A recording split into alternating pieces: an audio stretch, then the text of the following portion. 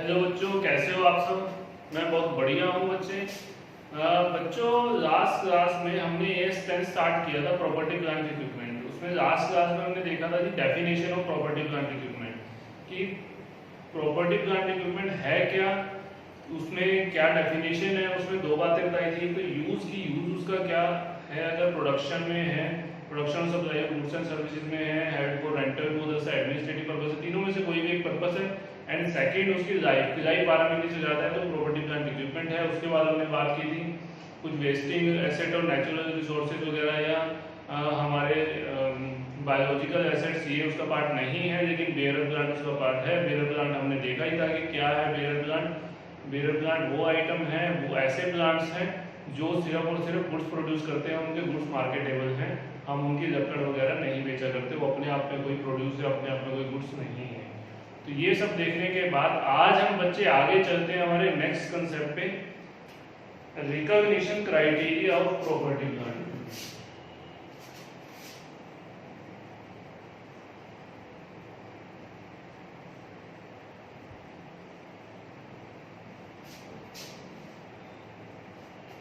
Recognition criteria बच्चे, अभी हमने देखो ये कि कौन कौन सी आइटम प्रॉपर्टी प्लांट इक्विपमेंट में रिकॉर्ड होगी या नहीं, कौन सी आइटम प्रॉपर्टी प्लांट इक्विपमेंट है या नहीं।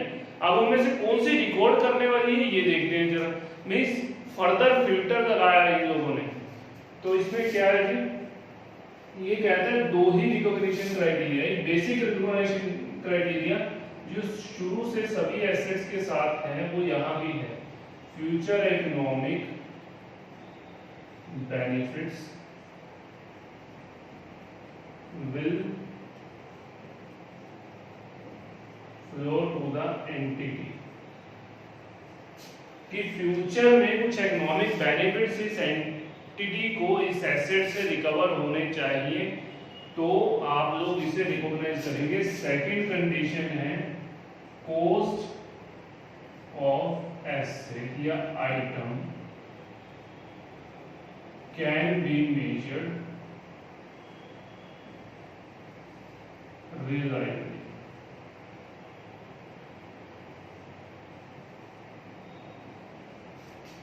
इन दोनों के बीच में बच्चे एंड है, मतलब ये दोनों कंडीशन सेटिस्फाइड हैं तो आप प्रॉपर्टी प्लांट इक्विपमेंट को बुक्स में रिकॉग्नाइज करेंगे।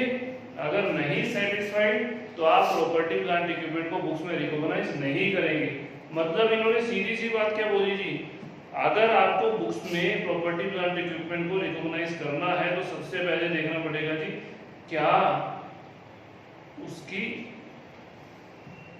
जो प्रॉपर्टी प्लांट इक्विपमेंट की डेफिनेशन है क्या उसमें कवर होता है क्या। आपने कहा जी ठीक है, हाँ होता है तो क्या रिकॉग्निशन क्राइटेरिया सेटिस्फाई करता है। यस, तो रिकॉर्ड होगा जी, बिल्कुल रिकॉर्ड होगा। एक बात बोलता है कि हाउ टू या where to apply recognition criteria, ये कहाँ अप्लाई करना है।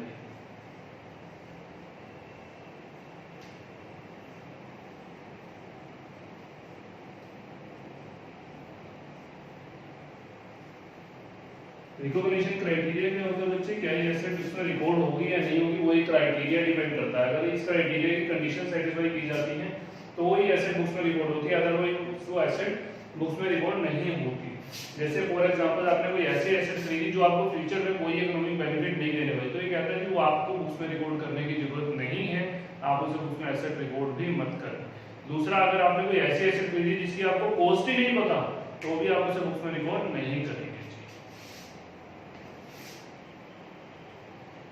वेयर टू अप्लाई बच्चे, इनिशियल रिकॉग्निशन पे भी होगा,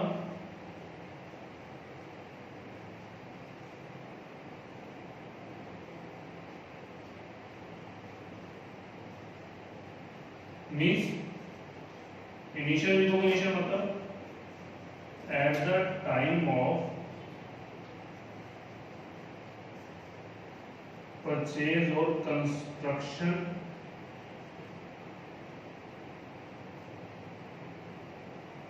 ऑफ एसेट, एसेट की परचेज या कंस्ट्रक्शन के time. And second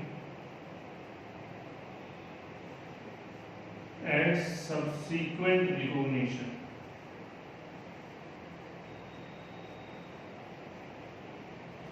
subsequent recognition मतलब जब आप कोई भी पार्ट और सर्विसेज को ऐड करते हैं या रिप्लेस करते हैं।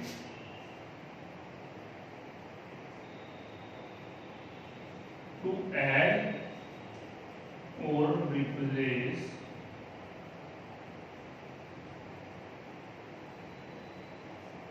any part or service of ऐसे। ये कब का है जी? जब आप कोई भी पार्ट और सर्विस रिप्लेस करते हैं। कहते हैं जब भी, चाहे आप नई एसेट खरीद रहे हैं या बना रहे हैं, चाहे आप उसका कोई पार्ट या सर्विस रिप्लेस कर रहे हैं, दोनों केसेस में इनिशियल और सब्सिक्वेंट रिकॉग्निशन, दोनों केसेस में यही सेम रिकॉग्निशन क्राइटेरिया आपको लगाना है। तो दैट मींस कैसे आप चेक करेंगे कि एसेट बुक्स में रिकॉर्ड होगी या नहीं?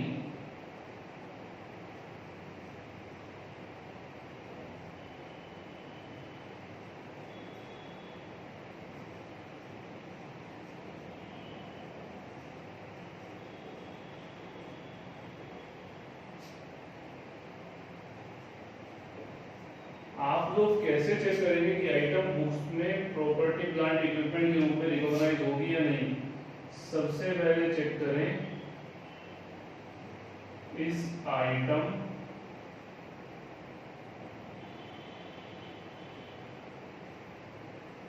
is covered under the definition of property plant equipment। क्या ये डेफिनेशन में आती है क्या प्रॉपर्टी प्लांट इक्विपमेंट? आप लोग बोलते हैं जी यस, या आप लोग बोलते हैं नो। कहता जी नहीं तो does not recognize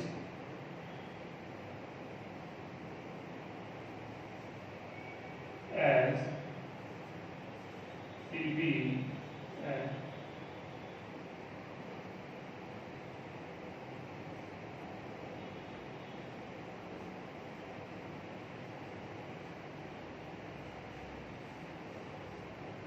कहता है जी does not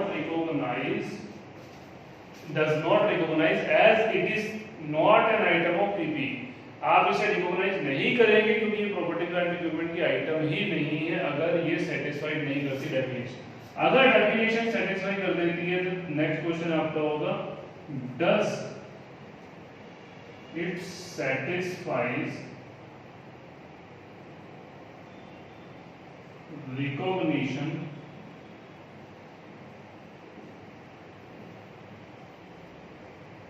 criteria. Does it satisfy recognition criteria? आप पूछेंगे क्या ये रिकॉग्निशन क्राइटेरिया सेटिस्फाई करती है क्या? फिर से आपके दो जवाब होंगे जी, क्या यस या फिर नो। कहता है कि अगर नहीं करती तो does not recognise in books. ये बुक्स में रिकॉग्नाइज नहीं होगी जी, ऐसे does not recognise in books. आपकी प्रॉपर्टी प्लांट इक्विपमेंट तो है लेकिन ये बुक्स में रिकॉग्नाइज नहीं होगी जी, क्योंकि रिकॉग्निशन क्राइटेरिया ही सेटिस्फाई नहीं करती, तो आप बुक्स में इसे रिकॉर्ड नहीं करेंगे। अगर ये रिकॉग्निशन क्राइटेरिया सेटिस्फाई करती है यस, तो recognise as an item of property plant equipment in books।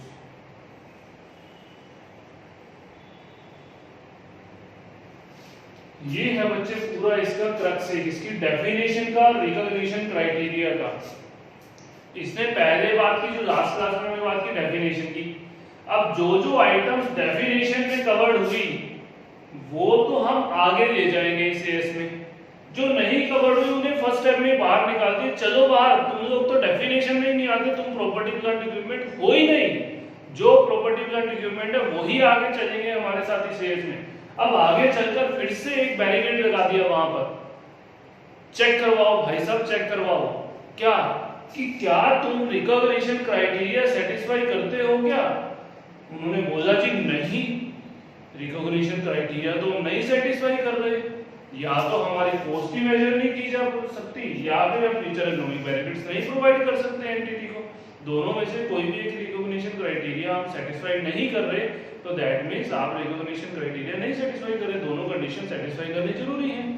तो हमने कहा जी नहीं कर रहे, करे चलो बाहर निकलो, पहली फुर्सत में आप बुक्स में रिकॉग्नाइज नहीं हो सकते, एयर स्टैंड में आपके लिए कोई जगह नहीं है। आप, हमने कहा जी हम प्रॉपर्टी प्लांट इक्विपमेंट तो हैं लेकिन किसी काम के नहीं, किताबों में रिकॉर्ड करने लायक नहीं हो, तुम नालायक हो बिल्कुल, चलो बाहर। उसके बाद अगर हमने बोला कि हाँ हम रिकॉग्निशन क्राइटेरिया भी सेटिस्फाई करते हैं, हमारी कॉस्ट भी मेजर की जा सकती है और हम फ्यूचर इकोनॉमिक बेनिफिट भी एंटिटी को देंगे, पैसे कमा कर देंगे, हमने कहा अरे वाह तुम हो लायक हो यार, चलो तुम आगे, एएस 10 में तुम्हारे लिए ही जगह है, ये एएस बनाया ही तुम लोगों के लिए है। ये तो आगे जो हम एसेट्स ले जाएंगे, प्रॉपर्टी प्लांट इक्विपमेंट ले जाएंगे, वो आइटम्स ले जाएंगे जो एएस 10 में डेफिनेशन में भी आती है प्रॉपर्टी प्लांट इक्विपमेंट की और रिकॉग्निशन क्राइटेरिया भी सेटिस्फाइड करती है जी। ये बेसिक क्रक्स है कि कौन कौन सी आइटम्स आप एएस 10 के अकॉर्डिंग बुक्स में रिकॉर्ड करेंगे, कौन सी नहीं करेंगे। अब हम चलेंगे आगे कि इसमें क्या आप लोगों को कॉस्ट रिकॉग्नाइज करनी है, क्या इसकी कॉस्ट होगी, कैसे कंप्यूट की जाएगी इसकी कॉस्ट, रिवैल्यूएशन कैसे होगी, मॉडल कौन सा लगेगा, डेप्रिसिएशन कैसे होगा, एसेट बेची है तो क्या अकाउंटिंग ट्रीटमेंट होगा। अब हम अकाउंटिंग ट्रीटमेंट्स पर चलते हैं। अभी तक तो हमने डेफिनेशन और रिकॉग्निशन क्राइटेरिया देखा, बच्चे नोट कर लें आप लोग इसे, फिर हम आगे नेक्स्ट कंसेप्ट पर अपने चलते हैं।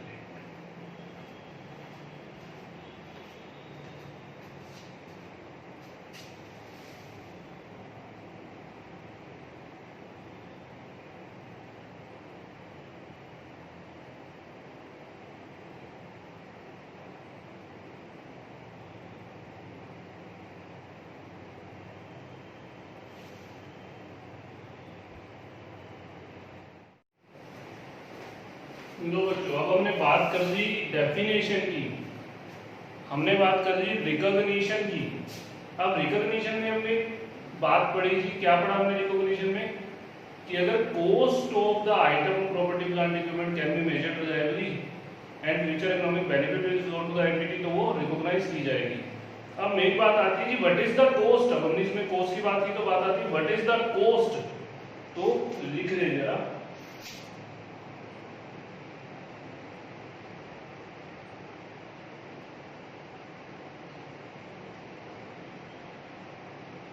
Cost of item of property plant equipment लिख रही है, इनिशियल रिकॉग्निशन है।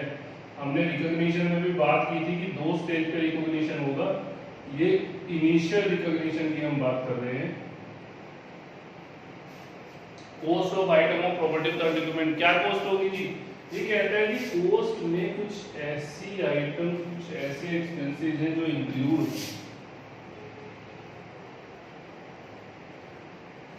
क्या क्या इंक्लूड होगा जी? Purchase price,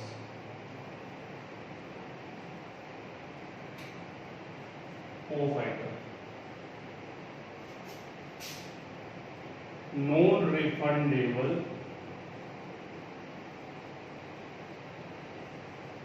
taxes and duty. Example import duty.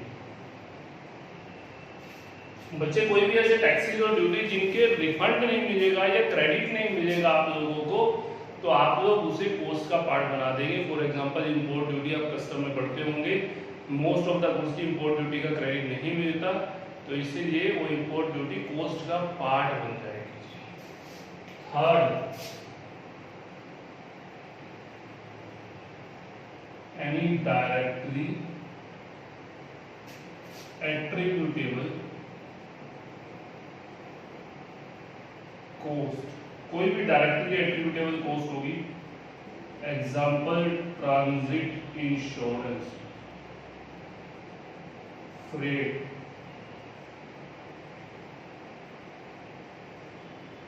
Etcetera.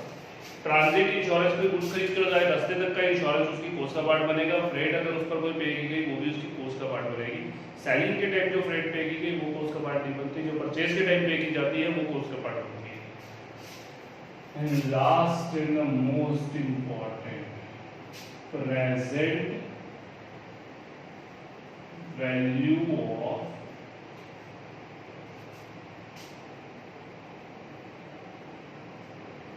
estimated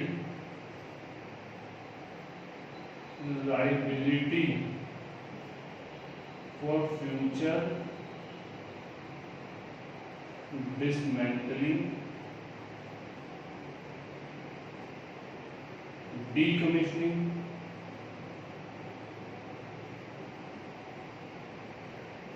and restoration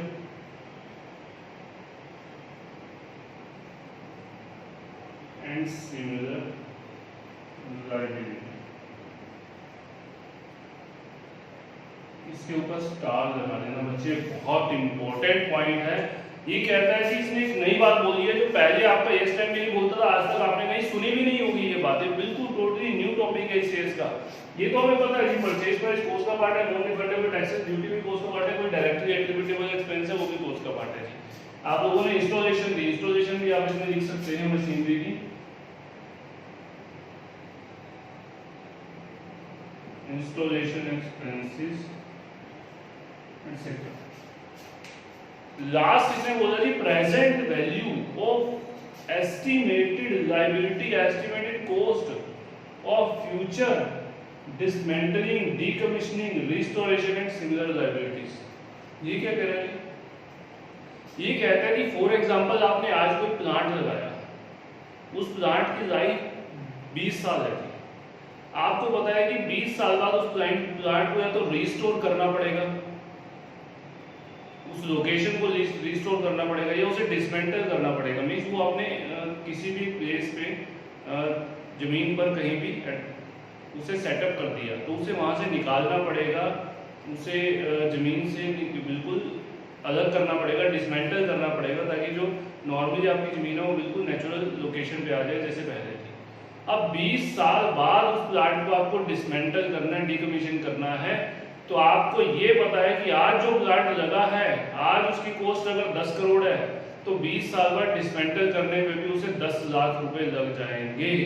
तो ये ऐसा कहता है जी अगर आपको पता है कोई ऐसी एसेट जिसकी डिसमेंटलिंग पे फ्यूचर पे पैसे लगेंगे तो आप उस फ्यूचर की लायबिलिटी का आज ही प्रोविजन बनाएं और उसको प्रेजेंट वैल्यू पे लेकर उसमें एसेट की कॉस्ट में जोड़ें। हमारा प्रूडेंस कहता था कि फ्यूचर लायबिलिटी का प्रोविजन बनाए, इसने वही बात पकड़ी गया था। फ्यूचर की लायबिलिटी आपको पता है कि ये होनी है, इसका प्रोविजन बनाए, लेकिन इसे P&L में डेबिट मत करें, इसे एसेट की कॉस्ट में ऐड करें। और दूसरी चीज इसकी प्रेजेंट वैल्यू निकालें, क्योंकि खर्चा होना 20 साल बाद, तो आज की वैल्यू निकालें। एक एग्जांपल जो मैं इसे अच्छे से समझाऊंगा, पहले इसी को स्टार्ट से कंप्लीट करें।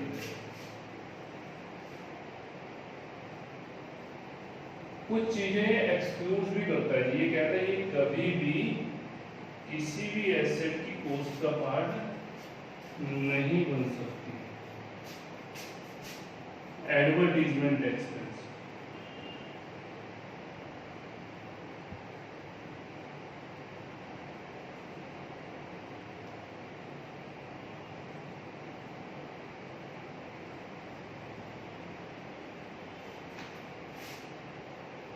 General administration expense,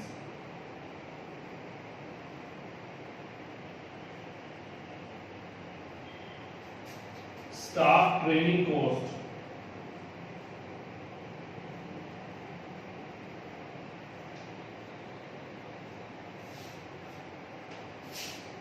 inauguration cost.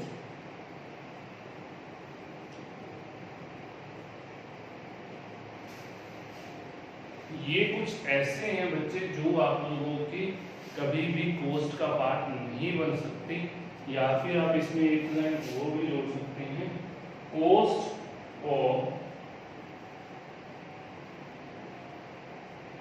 conducting business into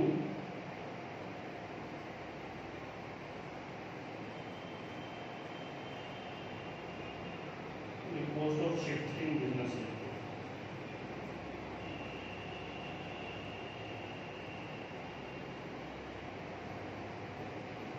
cost of shifting business into new location.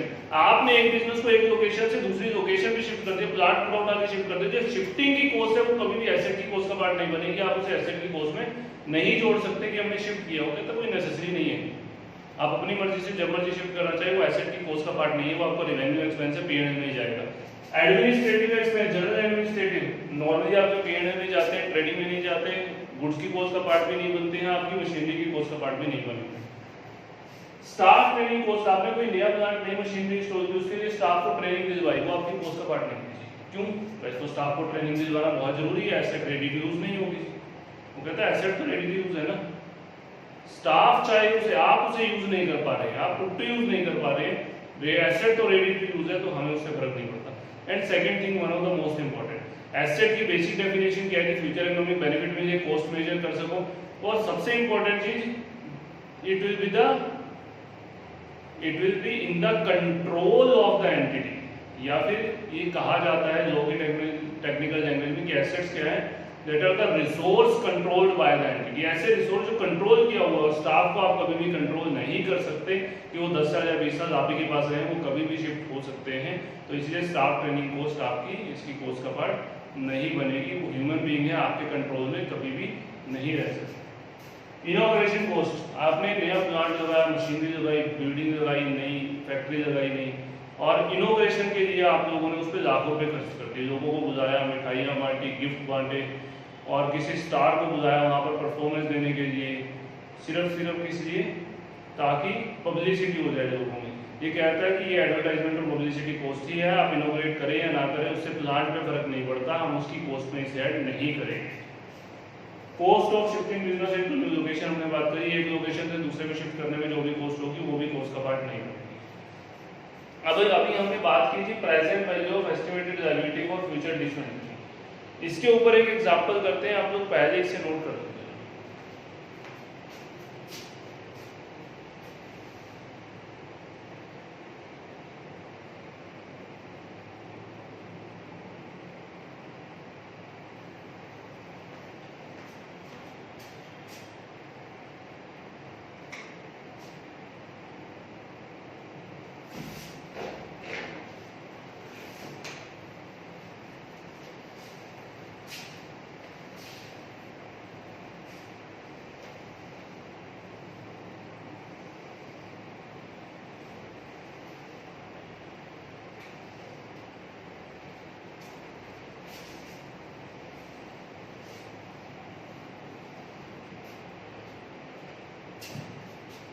इसका एक एग्जाम्पल हमारे पास है बच्चों, वो एक एग्जाम्पल मैं आप लोगों को लिखवाता हूँ और हम उसे अच्छे से डिटेल में करेंगे।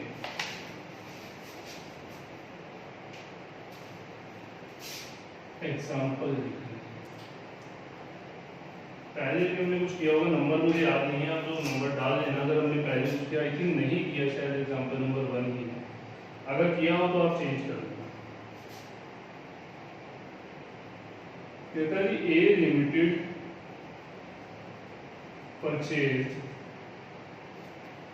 ए machine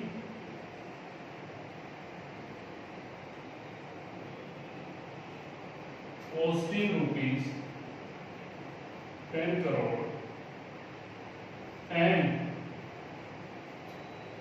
incurred some additional expenditure. कौन से? इंस्टॉलेशन एक्सपेंस 50 लाख, कॉस्ट का पार्ट बनेंगे? हाँ बिल्कुल बनेंगे। Staff training cost 20 lakh, cost का पार्ट बनेंगे? हाँ बिल्कुल बनेंगे सर। अरे नालायको, अपना दिमाग तो लगाओ, मेरी हाँ में जा रहे हो। Staff training operating cost cost का पार्ट बिल्कुल भी नहीं बनती थी। इनॉग्रेशन कॉस्ट 5 लाख कॉस्ट का पार्ट बनेगा क्या? नहीं सर, बिल्कुल भी नहीं बनेगी, हम लोगों ने अपना दिमाग लगाया। ओके बच्चों, मैं तो पहले ही कहा था तुम लोग बहुत समझदार हो, बहुत होशियार, चिराग हो चिराग।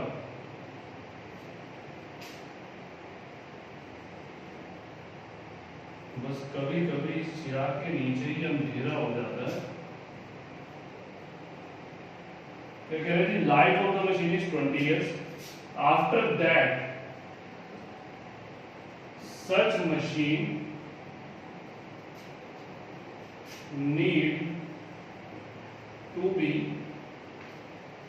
dismantled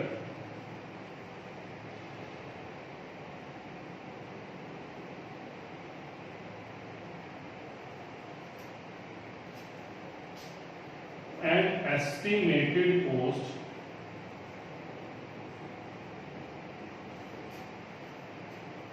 of dismantling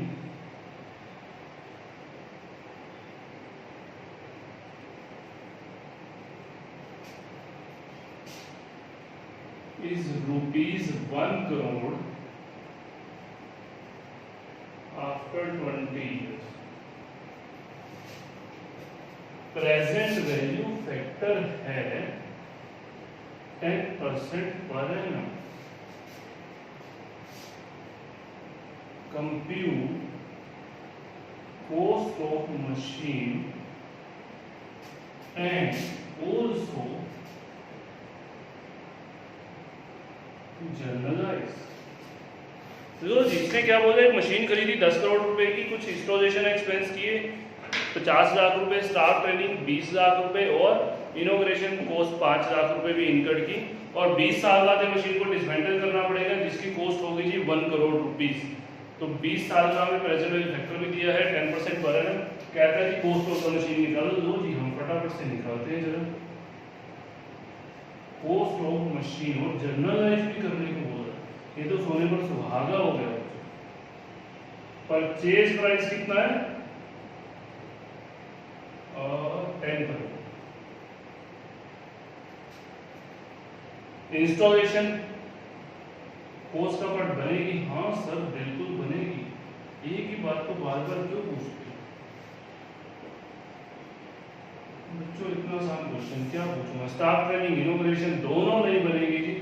staff training और इनोग्रेशन दोनों नहीं बनेगी, लेकिन डिसमेंटलिंग कॉस्ट जो इनकर्ड होनी है ये जरूर बनेगी जी। प्रेजेंट वैल्यू ऑफ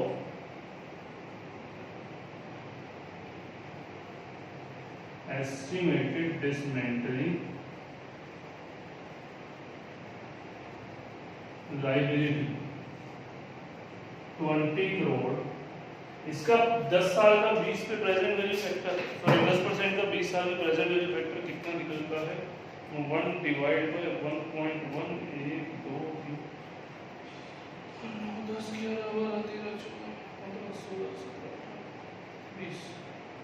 एक बार चेक करना, जो मेरा आया है वो 14.14864362799 इस तरह से आ रहा है। 0.1486 इसे 20 से मल्टीप्लाई कर देते हैं तो कितना बनेगा? 2 पॉइंट नहीं यार, इतना नहीं बन पाएगा, इतना तो होता ही नहीं। 1 डिवाइड में नहीं, 0.1486 इंटू 20। ओहो, ये 1 करोड़ है यार। फिर तो यही होगा 0.1486 करोड़ होगा। हम 2 डिजिट में 0.15 करोड़ ले लेते हैं। तो ये हमारा बना 10.65 crore is the cost of the asset. 10.65 crore is the cost of the asset. General entry इसकी अगर हम करेंगे जी तो क्या होगी? मशीनरी अकाउंट डेबिट 10.65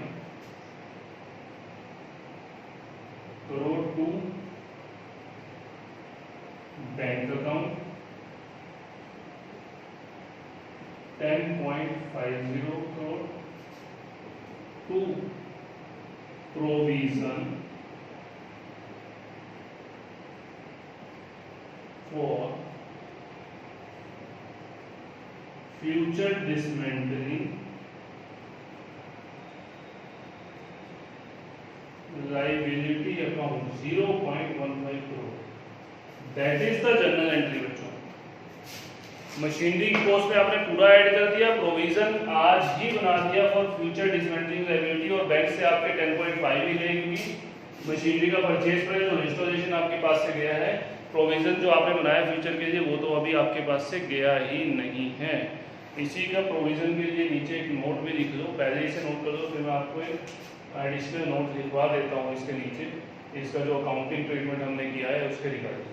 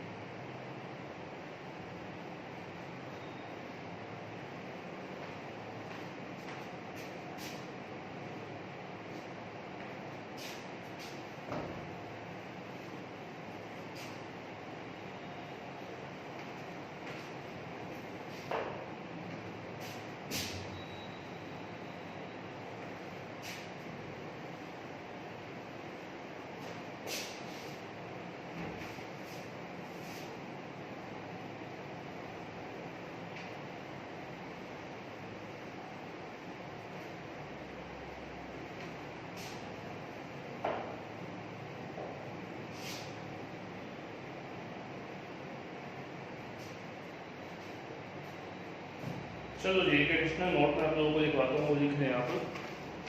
इसी क्वेश्चन के नीचे लिखने के जो एग्जांपल किए हमने इसके नीचे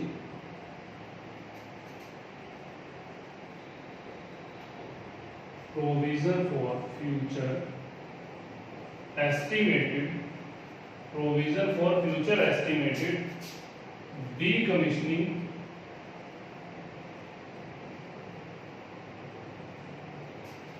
restoration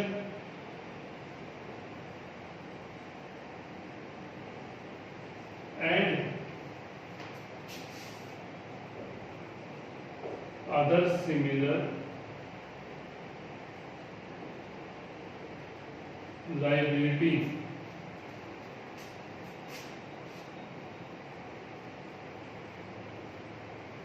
shall be created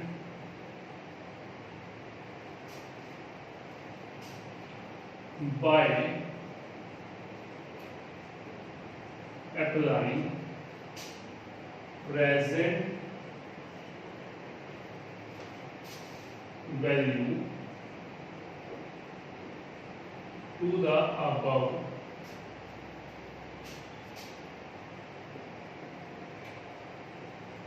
estimated future liability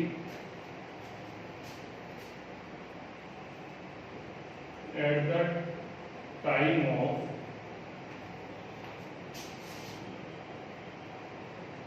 recognition of respective asset। General entry क्या होगी? Asset account debit to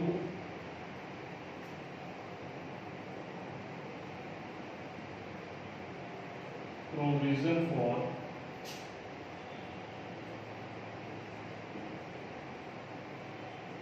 estimated future decommissioning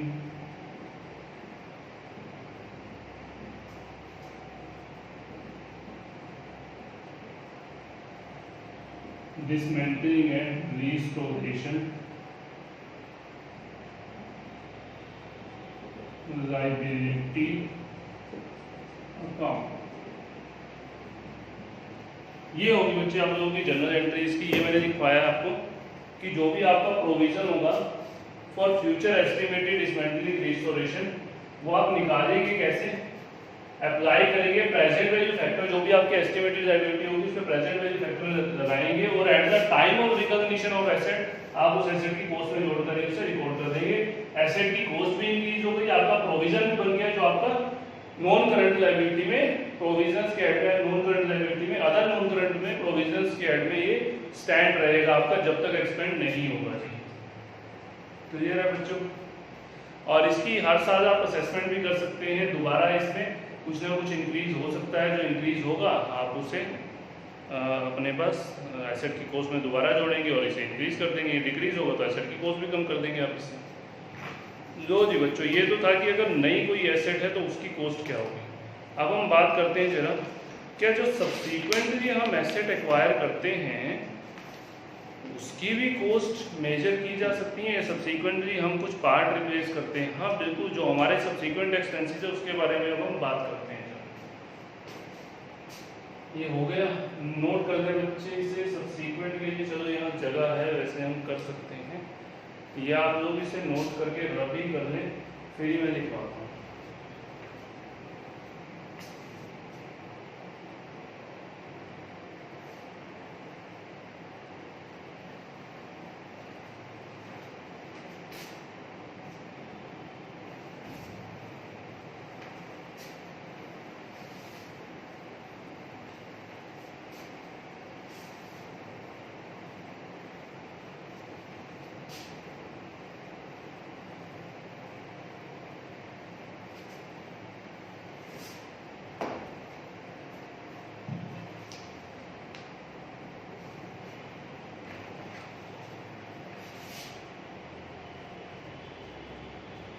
Cost of subsequent recognition में जो आप सब्सिक्वेंट एक्सपेंडिचर करते हैं उसकी रिकॉग्निशन कैसे होगी। सबसे पहले तो बात करते हैं डे टू डे सर्विस। बच्चे जो आप रेगुलर अपनी सर्विस करवाते हैं, डे टू डे सर्विस करवाते हैं, ये आपका रिवेन्यू एक्सपेंस है, एसेट की कॉस्ट का पार्ट नहीं बनेगा, आपका P&L में ही जाएगा।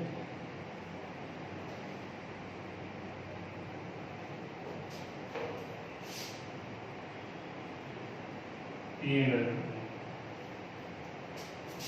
Second, replacement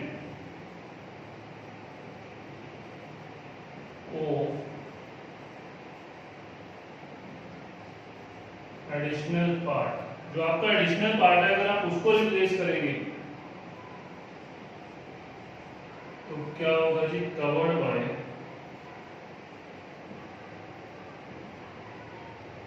definition of property plant equipment. Covered by definition of property plant equipment. Yes, अगर कवर्ड है तो प्रॉपर्टी प्लांट इक्विपमेंट में इंक्लूड होगा। नो, अगर कवर्ड नहीं है तो ये रिवेन्यू होगा। मतलब सीधी सीधी बात, अगर प्रॉपर्टी प्लांट इक्विपमेंट की डेफिनेशन में कवर्ड होता है, उसकी वो 3 यूजेस हैं और 12 महीने से ऊपर की लाइफ है, तीनों में से कोई एक यूज और 12 महीने से ऊपर की लाइफ है, तो यही प्रॉपर्टी प्लांट इक्विपमेंट है, एसेट की कॉस्ट में ऐड हो जाएगा। नहीं कवर होता तो रिवेन्यू P&L में जाएगा। सीधी सी बात, रिकॉग्निशन के लिए भी कोई अलग से तरीका है नहीं, कोई अलग मेथड नहीं, इन्होंने सीधी सी एक बात बोली, आप कुछ भी पार्ट लगाओ, कुछ भी करो, सेम वही जो इनिशियल एसेट के लिए है कि पहले देखने के डेफिनेशन में है ठीक है जी, प्रॉपर्टी प्लांट इक्विपमेंट क्या रिकॉग्निशन क्राइटेरिया सेटिस्फाई करता है? करता है जी, एसेट की कॉस्ट में जोड़ दो जी, रिकॉग्नाइज कर दो। नहीं करता तो फिर तो रिकॉग्नाइज ही कहीं नहीं होगी, चाहे P&L हो चाहे कुछ, जब आपको कॉस्ट ही नहीं पता तो आप क्या रिकॉग्नाइज करेंगे? हाँ, अगर आपको कॉस्ट पता है, फ्यूचर इकोनॉमिक बेनिफिट्स नहीं पता तो आप P&L में रिकॉग्नाइज कर सकते हैं।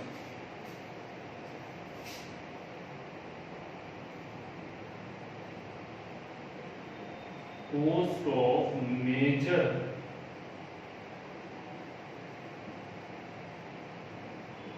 inspection, बच्चे that is also an important point, new point जिसमें मैंने स्टार लगा दिया, जो पिछ पुराने ईयर में नहीं था, इस ईयर में बिल्कुल नया पॉइंट है। ये क्या कहता है जी, to be recognised to the cost of property plant equipment. नीचे एक नोट लिख दें जरा इसके, फिर मैं इसे समझाता हूँ।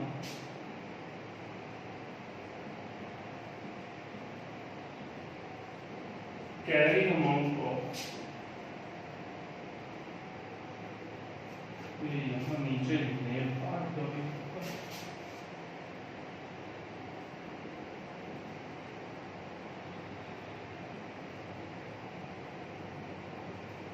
Carrying amount of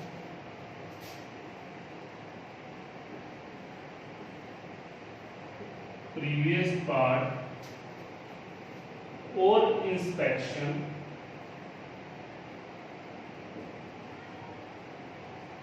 shall be derecognized।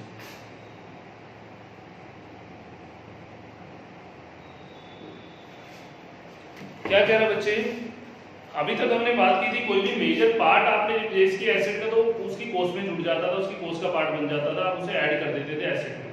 ये कहता है कि अगर आपने कोई मेजर इंस्पेक्शन की, मेजर इंस्पेक्शन मतलब आपने पूरी मशीनरी की, पूरे प्लांट की डिटेल इंस्पेक्शन की, इंजीनियर्स वगैरह बुलाकर एक एक नट, एक एक पॉइंट, किस लिए, ताकि अगर कोई छोटी मोटी कमी या खराबी हो तो आज ही उसे ठीक कर लिया जाए, ना कि तब जब मशीनरी बिल्कुल बंद हो जाए और कमर्शियल प्रोडक्शन बंद हो जाए और आपका लॉस हो जाए। तो दैट मीन्स आपने अपना फ्यूचर का लॉस जो आप लोगों को था कि ह्यूज लॉस ना हो जाए, एकदम से मशीनरी शटडाउन ना हो जाए, उसे बचाने के लिए आपने आज हैवी इंस्पेक्शन की। तो कहता है ये भी कॉस्ट का पार्ट है क्योंकि आपको फ्यूचर इकोनॉमिक बेनिफिट दे रही है और यूज हो रही है for the production of machinery, उसका पार्ट है। रिकॉग्निशन क्राइटेरिया भी आपको सेटिस्फाई करता है, कहता है जी ये कॉस्ट में ऐड होगा जी, चाहे सर्विस ही है, आप इसे फिजिकली या फिर कहीं पर ये विजिबल नहीं है लेकिन ये उस एसेट की कॉस्ट का पार्ट है, ये उसकी एफिशिएंसी इंक्रीज कर रही है, उसकी लाइफ इंक्रीज कर रही है, उससे आने वाला फ्यूचर इकोनॉमिक बेनिफिट इंक्रीज कर रही है, आपका फ्यूचर का हैवी लॉस बचा रही है। तो कहता है ये भी उस एसेट की कॉस्ट का पार्ट है, ये भी रिकॉग्नाइज की जाएगी उसमें। एंड नोट, एक नोट मैंने लिखवाया है, that is the most important, one of the most important, इसके ऊपर एक एग्जांपल मैं भी आपको करवाऊंगा। Carrying amount of previous part of inspection shall be recognised. आज तक ये कभी नहीं होता था बच्चे, ये पॉइंट नया है तो चलो कोई बात नहीं, कोई ऐसा खास बड़ा पॉइंट नहीं है। ये कहता है जी कैरिंग अमाउंट, कैरिंग अमाउंट मतलब डब्ल्यूडीपी, आपकी बुक्स में जो डब्ल्यूडीपी कहता है आपने आज एक नया पार्ट लगाया, आपने उस एसेट की कॉस्ट में ऐड कर दिया, एसेट की कॉस्ट में ऐड हो गया तो एसेट की वैल्यू के साथ साथ डेप्रिशिएट भी होता जा रहा है। उस पार्ट की लाइफ आपने एसेट की कॉस्ट में ही जोड़ी है, तो दैट मींस एसेट की अगर रिमेनिंग लाइफ 10 इयर्स है तो उस पार्ट की भी रिमेनिंग लाइफ 10 ईयर है। लेकिन 5 साल बाद आपको वो पार्ट दोबारा से रिप्लेस करना पड़ गया, नया डालना पड़ गया।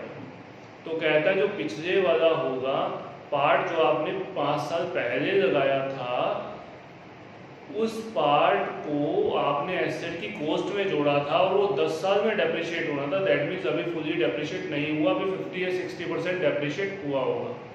तो कहता है जी आज जो उसकी डब्ल्यूडीवी है इस एसेट की कॉस्ट में उसे भी निकाला जाए, क्योंकि वो पार्ट अब निकाल दिया गया है, उसकी जगह नया पार्ट लग गया। जब नए पार्ट की कॉस्ट जुड़ेगी तो पुराना पार्ट निकाल दिया तो उस एसेट की डब्ल्यूडीवी में से भी निकाल दिया जाए और पीएनएल में एक्सपेंस रिकॉग्नाइज कर दिया जाए, लॉस रिकॉग्नाइज कर दिया जाए।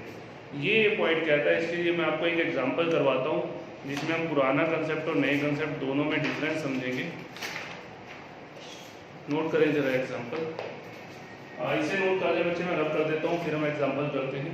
आज का हमारा ये लास्ट टॉपिक होगा एग्जांपल करने के बाद, बाकी हम जो टॉपिक होगा वो नेक्स्ट क्लास में करेंगे। कंसेप्चुअली नेक्स्ट क्लास में एएसएम खत्म हो जाएगा।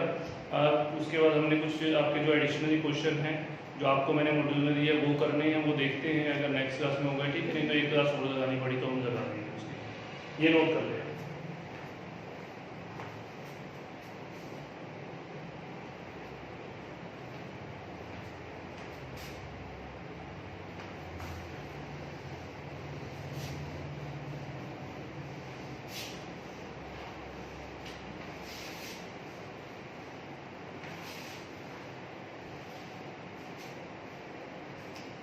चलो एग्जांपल नोट करिए।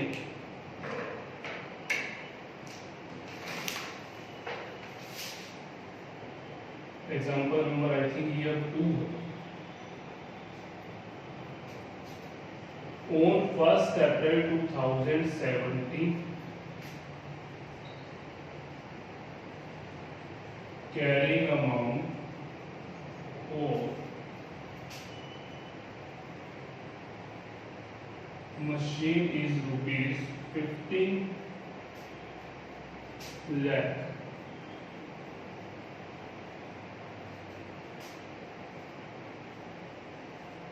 A part of such machine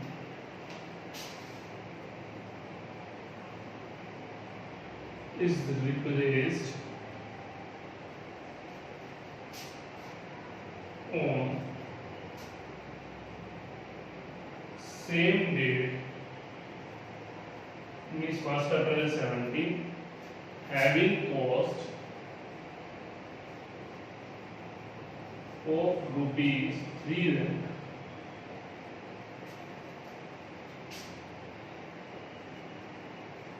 Such part satisfy recognition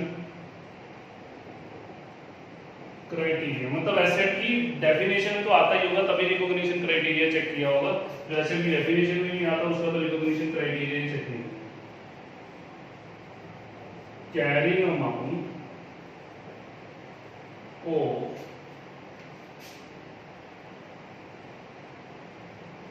previous part replaced, जो आपने पार्ट निकाल दिया जिसकी जगह नया पार्ट लगाया है, उसका कैरिंग अमाउंट था इस rupees 1,20,000 included in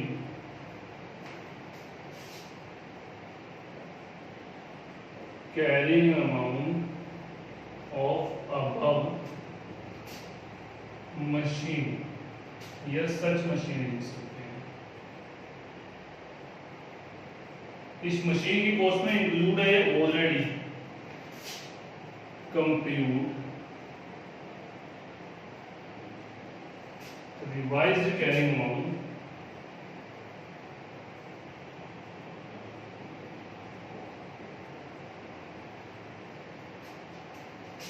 of machine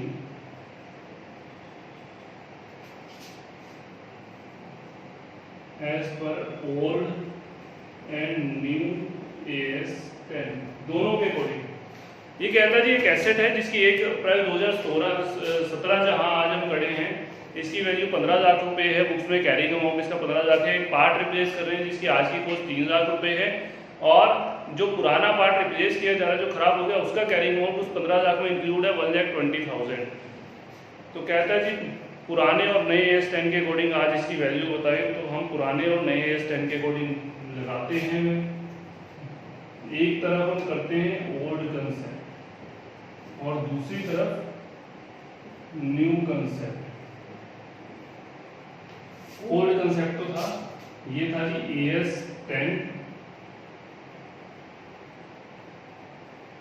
valuation of fixed asset और ये है AS10 प्रॉपर्टी प्लांट इक्विपमेंट। ये AS कहता था जी 1/4/2017 कैरिंग अमाउंट ऑफ मशीन, ये ऐसे से WDV की बात करता था लेकिन एक ही बात है, कैरिंग अमाउंट और WDV एक ही बात है। 15 लाख इसमें ऐड कर देता था सीधा एडिशनल पार्ट जो आपने नया लगाया 3 लाख रुपए, टोटल इसके अकॉर्डिंग 18 लाख रुपए की कॉस्ट थी। लेकिन ये वाला एस कहता है जी कैरिंग अमाउंट तो आपका 15 है, बिल्कुल ठीक है।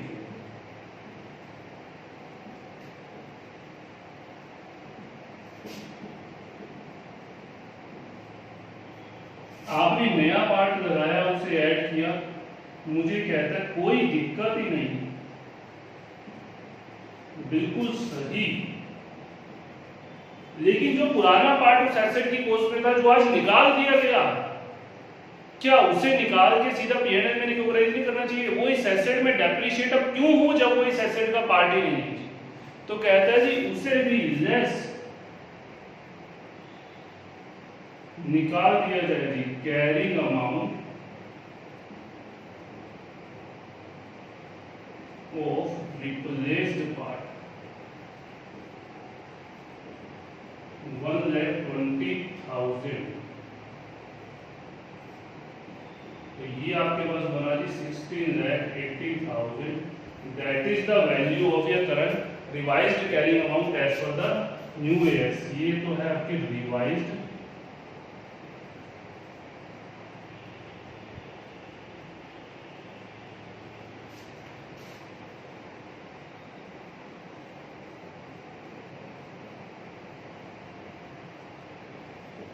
लो बच्चों, ये एग्जांपल था इस कंसेप्ट का। बिल्कुल ही सिंपल है, कुछ नया है लेकिन इजी है और अच्छा है, और आई थिंक तो सही भी है कि जो पार्ट ऑफ एसेट की कॉस्ट में इंक्लूड हुआ है वो फिजिकली तो एसेट का पार्ट ही नहीं है, आपने हटा दिया एसेट से, लेकिन फिर भी एसेट की कॉस्ट में जुड़ा हुआ और डेप्रिशिएट हो जा रहा है, वो डैमेज हो चुका है, डेड हो चुका है, उसे तो पीएनएल में राइट ऑफ कर देना चाहिए था। तो यही काम हम यहाँ पर करेंगे, पीएनएल डेबिट कर देंगे और एसेट की कॉस्ट क्रेडिट कर देंगे, इससे प्रॉपर्टी प्लांट इक्विपमेंट या मशीन को क्रेडिट कर देंगे तो ये मशीन की कॉस्ट में से हट जाएगा, एक्सपेंस में चला जाएगा। ये हमारा सिंपल सा एक कंसेप्ट था बच्चे। आज की क्लास में हम इतना ही करेंगे यहाँ पर। आज नेक्स्ट क्लास में मेजरमेंट का हमारा एक टॉपिक बचा हुआ है, जिसमें हमें अभी तक हमने देखा कि डेफिनेशन क्या है, क्या इंक्लूड होगा, रिकॉग्निशन में कौन आएगा और उसकी कॉस्ट कैसे मेजर जाएगी। अब हम देखेंगे कि फर्दर मेजरमेंट उसकी कैसे होगी, रिवैल्यू कैसे करेंगे उसे, या कॉस्ट पर ही रखेंगे। डेप्रिसिएशन का टॉपिक देखेंगे, डेप्रिशिएट कैसे करेंगे, और फाइनली जब एसेट को हम सेल करते हैं या डिस्पोज ऑफ करते हैं तो उसका अकाउंटिंग ट्रीटमेंट कैसा होगा, ये हम आगे वाली आने वाली क्लासेस में अपने करेंगे। आज के लिए इस क्लास में इतना ही है बच्चे। AS10 की हमारी ये दूसरी क्लास थी, इसमें इतना ही है। हम थर्ड क्लास जो आपकी है उसमें आगे से कंटिन्यू करेंगे। तब तक के लिए शुक्रिया, धन्यवाद।